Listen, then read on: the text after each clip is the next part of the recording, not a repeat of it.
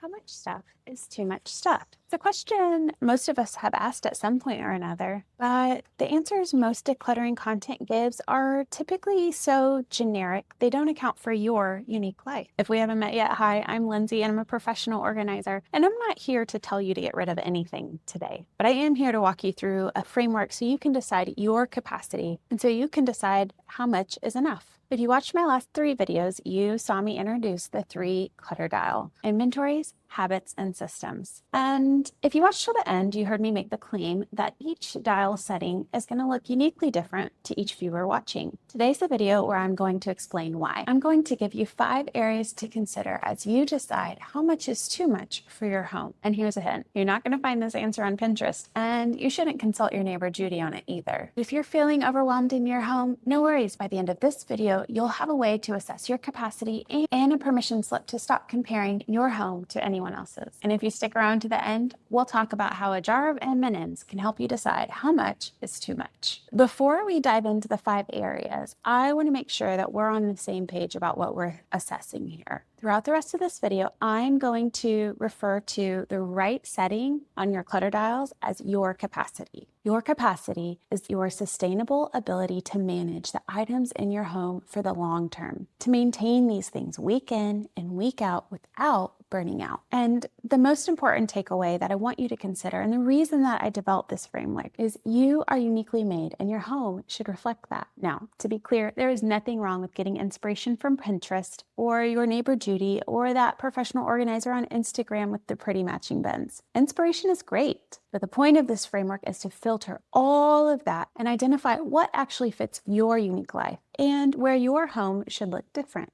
Key takeaway: inspo from them doesn't mean mandatory for you. The right amount of stuff is whatever your real life capacity can support and manage. Your capacity is what determines the right setting on your 3 clutter dials, and your capacity is determined by these 5 areas in your capacity framework. Let's walk through them. The first variable is your energy. How much physical, mental, and emotional energy do you actually have to spend running your home?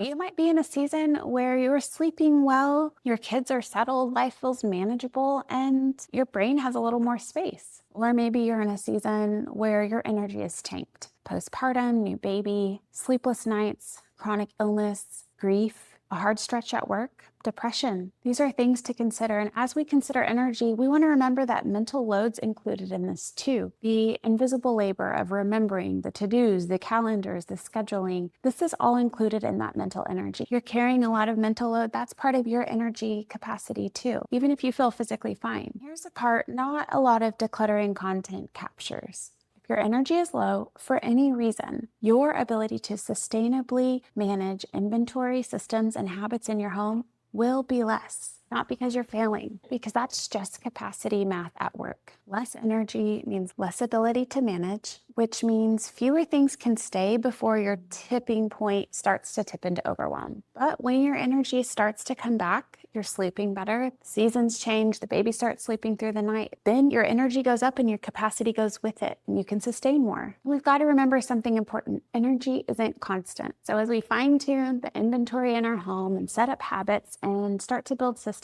we want to err on the side of our low energy baseline. If your inventory level, systems, and habits can survive a low energy day, week, or month, then the high energy seasons are going to feel like a breeze. When you're assessing your capacity, ask yourself this honestly: what's my energy looking like today, right now, this season, this month? Or if you're creeping into that tipping point of overwhelm, it may be a signal that your energy is down, meaning your capacity is down, and you should fine-tune those 3 clutter dials. And while we're here, comparison is one of the sneakiest things that we've got to look out for while we're assessing our true capacity. An old friend of mine, a couple years older than me, and her kids were kind of in that next stage of life, season of life, she used to run circles around me. And she was consistently making homemade meals for moms who had new babies. She was volunteering. She made everything, it seemed like, from scratch at home, and all while homeschooling her 4 children. And I always looked up to her. I admired her. I admired her care for others, her thoughtfulness, her generosity. And yet I found myself being critical of myself for not being able to do all those things as I became a new mom. Years later, she still seems to be running circles around me. I just genuinely don't know how she gets it all done. But unfortunately, for a season, I mentally took her high energy as a rationale to be hard on myself when I felt like I maybe wasn't doing enough. And it was only after realizing it is okay that we had different capacities. It is okay that we had different energy levels. But I truly found freedom from comparison and didn't wrestle with feeling like I wasn't doing enough anymore. So I want to encourage you, be grateful for the capacity that you do have today. Find ways to steward your current role in this season of life. And please don't be hard on yourself if your capacity doesn't match that of someone you know in real life or online. They're not better, you're not worse. Your circumstances are just likely different.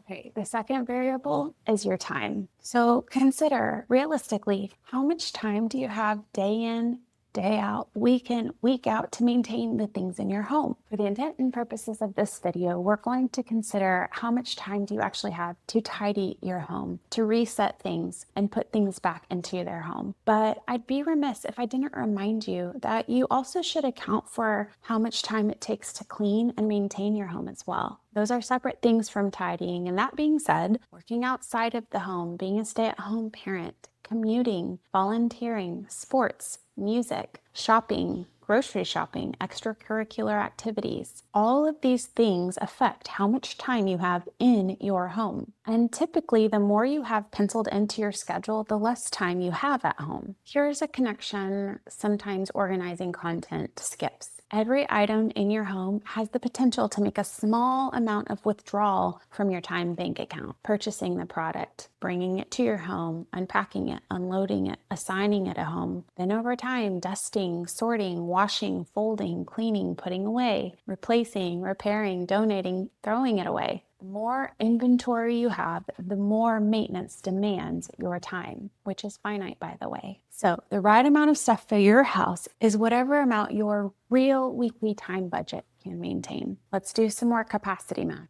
If you only had 30 minutes each day at home, then you logistically cannot maintain the same amount of stuff as someone who spends 3 hours each day at home. I mean, obviously we're not including sleeping hours here, okay? And just like with energy, when fine-tuning our clutter dials, we want to err on the side of the tightest time margin. If your inventory systems and habits can survive a week where you're barely at home, then you are going to breeze through and easily maintain your inventory systems and habits on a week when you're at home most of the time. So when considering time and assessing your capacity, ask yourself honestly, how much time do I actually have each week to maintain the items in my home? And if you want to go deeper, how much time do you actually need for cleaning and maintaining your home? And last question, what would feel sustainable even on your busiest week, not just your best ones? The third variable is your season. And there's some overlap here with the time and energy variables we just talked about, because all three are intertwined. But I'm giving season its own variable because it captures something specific. Who's in your household? What stage are they in? And are they helping you maintain the items in your home or not? The beautiful yet complex thing about seasons is that they shift over time. So let's talk through some broad seasons and what yours might look like right now. And quick caveat before we start, there is no way that I can capture every nuance of every season. I'm just working from typical examples and understanding that I may not accurately reflect the one that you're in, but the point is to give you a starting framework to assess your specific capacity in your current season. So if you live alone, your capacity is just you, no one to help, but no one else to mess up the work that you do get done or undo the things that you're actively managing. If you're married with no kids, your capacity is potentially doubled depending on your spouse. Maybe you're married, but your spouse doesn't see the clutter that you see or doesn't feel it the way that you do. And so it ends up just being you who manages it. For many, that's a real load to carry. If you have a toddler or a young child, you're in a season where someone is actively undoing all the work that you're doing all day long. Your capacity for inventory is likely to be lower. And that's okay. That is not a reflection on you. You literally have a tiny person making messes everywhere they go. That's real hard work and it counts, my friend. If you have teenagers, maybe they're contributing. Maybe they're helping with the work, or maybe they're creating more work in the same day. If you have pets, they're part of your household equation too. Daily walks, feeding, vet care, grooming. Pets are part of your home and deserve your real love. Honor that season and honor them as part of your capacity. If you're parenting solo, your equation is going to be affected because you are fulfilling two roles as one person. That is real work and it counts. If you're navigating change in your family dynamics, divorce, adoption, fostering, blending families, these transitions affect your capacity. This season might affect your capacity. Transitions take energy and time. Be patient with yourself. If you're caring for an aging parent or a child with medical needs or have your own significant medical needs, this can often take a lot of the bandwidth. These roles can consume your bandwidth in measurable ways. If you're navigating grief, whether recent or a prolonged season, can greatly impact your capacity. Be gentle with yourself, my friend. Let's acknowledge that things can help raise our capacity too, because help in whatever form counts too. Maybe you have a spouse who equally pitches in and your capacity's increased. Maybe you have teenagers who are old enough to do their own laundry and they tend to help more than they make messes. Your capacity might be increased. Maybe you have a cleaner who comes once a week, or a mother's helper, or a grandparent nearby who comes to help, or anyone else lightening your load. Your capacity might be increased. That outside help can raise your capacity. Honor it and make it part of your equation too. And just like energy and time, most seasons are not permanent. Babies grow up, caregiving seasons shift, and help comes and goes, and your capacity will move with it. So as you consider your season to assess your capacity so that you can fine-tune your clutter dial, ask yourself honestly, who's actually in my house right now? What stage of life are they in? And how much help do I actually have? Considering both the people adding to your work and taking work off your plate. Honest answer to those questions will help you to accurately identify your capacity so you can continue to fine-tune your clutter dials. What we're looking for is a level of inventory, systems, and habits that you can easily and sustainably maintain in this season of life.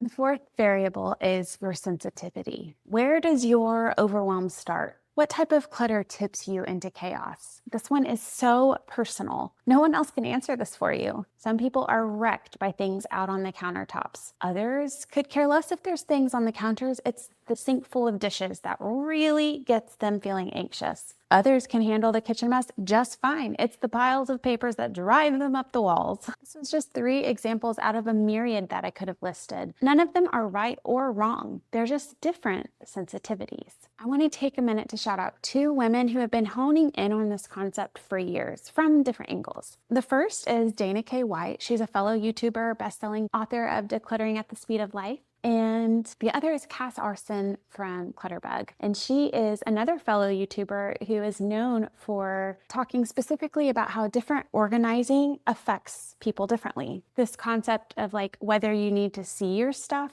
to find it, to remember that you have it, or whether you want it hidden away. It's more nuanced than that, but if you haven't checked them out, go do so. I highly recommend. So Dana K. White is known for talking about your clutter threshold. And so grouping that along with Cass from Clutterbug talking about like, do you like to see your stuff or do you like it hidden? Those 2 things kind of combined, I think, make up your sensitivities. Like you might have a lot of stuff, but if it's hidden behind the doors, you might feel just fine. Or you might have a lot of stuff and you might want it out to sea because that's easier for you to remember what you have. So yeah, we just want to take these sensitivities and be attuned to them and aware. What I'm calling sensitivity in my framework lives in this territory. Where does your tipping point live? And how do you process visual clutter? And here's why your sensitivity matters.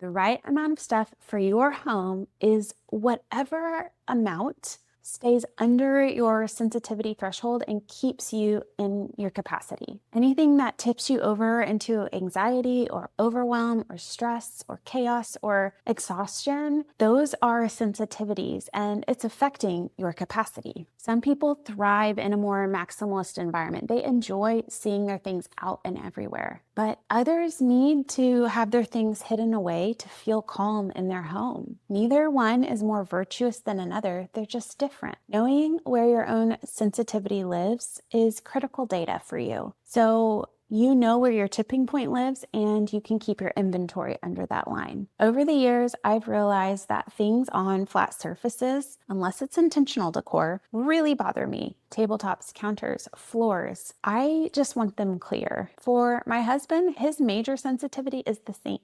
He does not want dishes in the sink or on the counter. And I'll be honest, he patiently dealt with dishes in the sink and counter and stuff everywhere that matter for years before I realized that by loading the dishwasher each day and running it each night and emptying it each morning, we could keep those dishes in check and prevent that buildup entirely. Sorry, babe. Thanks for your patience. But the point is, when he shared that the sink bothered him, I worked to find a solution to help the system flow more consistently, because that was his tipping point. That was his sensitivity. And knowing what each of our sensitivities are made that possible. And if I haven't mentioned it yet, I am not type A, the person who came out of the womb born an organizer. In fact, this has all come through trial and error over the years. So now you know, I struggle with it too, but hopefully you feel encouraged. There is hope. If you're feeling overwhelmed, there is hope. Things don't have to stay this way, and you can change them. So when you're assessing your capacity, ask yourself, what kind of clutter sets me off? When and where does my overwhelm start? And what's triggering it? Are there specific clutter patterns in your home that make you go from, I'm feeling okay, to, I just want to leave now? The answer is uniquely yours, and it's a critical input to figuring out how much stuff is too much stuff for your home. Does having stuff on flat surfaces bother you? Once you start like tripping over stuff on the floor, is that your tipping point? Once the laundry's piled up 3 loads high, is that your tipping point? These are things to think through, and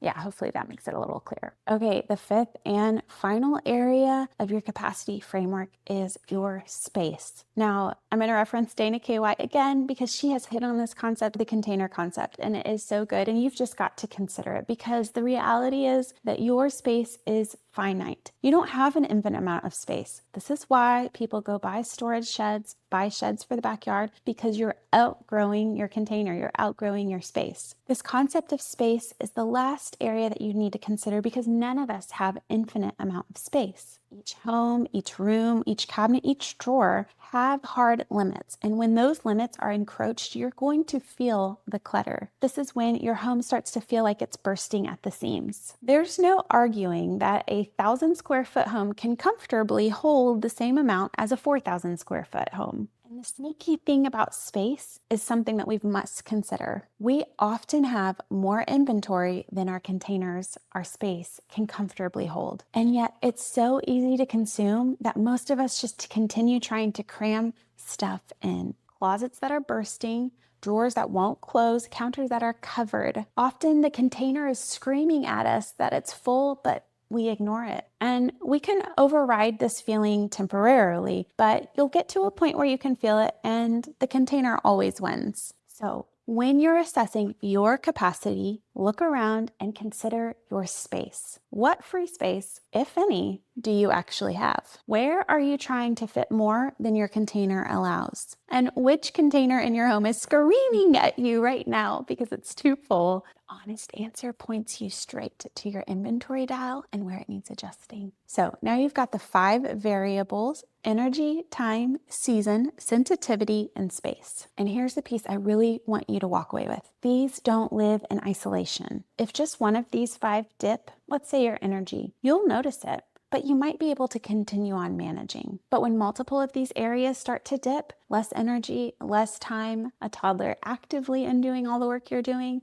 you start feeling it. It's harder to adjust and compensate for the long term. And this is when your home can really start to feel like it's getting away from you, because the variables compound. So before we talk about the M&M jar that I mentioned at the beginning of the video, I want you to take a second and just think through briefly, of the 5, energy, time, season, sensitivity, and space. Which one of these feels the lowest to you? And honest question, is it just one or a few of them at the same time? I want you to hold that answer in your head as we go through the M&M analogy. Okay, here's the M&M analogy that I promised. And before we start, let me be clear, we are not talking about actual specific numbers. You're gonna hear me use 500, you're gonna hear me use 5,000. I am not saying this is the amount that you need to have in your home. The numbers are a stand-in, and what we're just trying to do is visualize and conceptualize how much inventory you might actually have in your home. Picture this. I hand you 2 glass gallon jars of the same size, same container. The first jar has 500 M&Ms or Skittles. The second jar has 5,000 M&Ms. And I ask you to do the same thing with each jar. I want you to take all of the contents out, and I want you to sort them by color, and then I want you to put them back inside the jar, rearranged in rainbow order. The first jar, 500, you could probably handle just fine. It would take a little time and a little patience, but you could do it. But the second jar, same task, same container, is going to take exponentially longer. It's going to take exponentially more brain power. And as you can see, it's full. And the more your jar fills up, the harder it is to keep it all organized and get to the stuff that you need to get to at the bottom. And at some point, the inventory just starts to exceed and overflow. So here's where it gets personal. If all 5 of your capacity variables are thriving right now, you have high energy, plenty of time, you have help, then yes, maybe you can manage the 5,000 M&M jar at this point in time. More inventory leads to more systems and more habits, but you've got the bandwidth. You can handle it. But if you just did that check and realized that multiple areas are running low, less energy, less time, less space throughout the year, would it be easier to manage the jar with 500 M&Ms?